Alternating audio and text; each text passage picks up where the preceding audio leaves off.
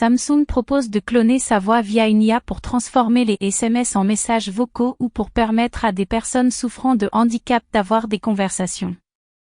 Mais des pirates envisagent de détourner son usage à des fins malveillantes.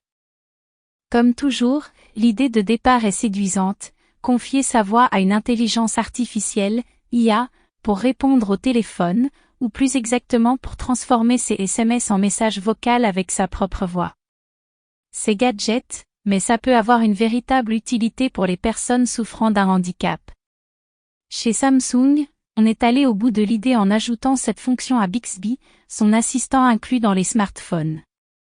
Bixby, c'est l'équivalent de Siri chez Apple, ou Google Assistant chez Android. Pour l'instant réservé aux anglophones, cette mise à jour permet de répondre aux appels en tapant un message, que Bixby convertit alors en audio et qu'il communique directement à l'appelant. On peut aussi utiliser le nouveau Bixby Custom Voice Creator pour enregistrer différentes phrases que Bixby pourra analyser pour créer une copie de votre voix et de votre tonalité générée par l'IA. Une technologie prometteuse à ne pas mettre entre tous les mains. Sauf que cette fonction est déjà scrutée de près par les pirates. D'abord par les spécialistes des deepfakes, ces séquences qui permettent de coller de faux discours sur de vraies images d'une personnalité, et le plus souvent d'un dirigeant politique comme Joe Biden ou Vladimir Poutine. Au début de l'invasion russe, on se souvient que des pirates russes avaient fait circuler une fausse vidéo de Volodymyr Zelensky qui appelait son peuple à rendre les armes. C'était un deepfake, mais il était déjà difficile de le détecter. Avec cette nouvelle fonction, des experts en cybersécurité craignent que des hackers ne multiplient les détournements de voix. L'utilisation de la réplique de la voix d'une personne sans son autorisation ou l'exploration de la voix pour des activités malveillantes est une violation grave de l'identité et de la vie privée, rappelle ainsi Mohamed Lazouni, dirigeant de la société de logiciels biométriques Awar, interrogé par LifeWire. Il convient d'être prudent avec cette technologie prometteuse. Bien qu'elle ait fait des progrès considérables, elle n'en est qu'à ses débuts et est toujours en cours de développement.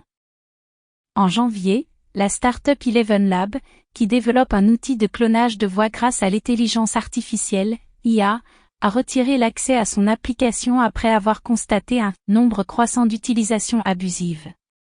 On se souvient que des internautes avaient utilisé des voix célèbres pour prononcer des messages à caractère raciste, sexiste et homophobe, mais aussi que d'autres s'étaient amusés à faire jouer Joe Biden et Donald Trump à Minecraft. En 2022, l'escroquerie au clonage de voix via une IA a coûté 11 millions de dollars. Du côté du FBI, on prévient que des criminels sont capables d'utiliser le clonage de voix pour imiter la vôtre ou celle d'un proche et s'en servir dans des cas de faux enlèvements. L'objectif est simple, récupérer une rançon. Le Washington Post rapporte ainsi qu'il s'agissait du type de fraude le plus fréquemment signalé en 2022 avec 36 000 rapports, sur plus de 5 000 victimes, pour des dommages estimés à 11 millions de dollars. Sans surprise, les cibles privilégiées des escrocs sont les personnages âgés.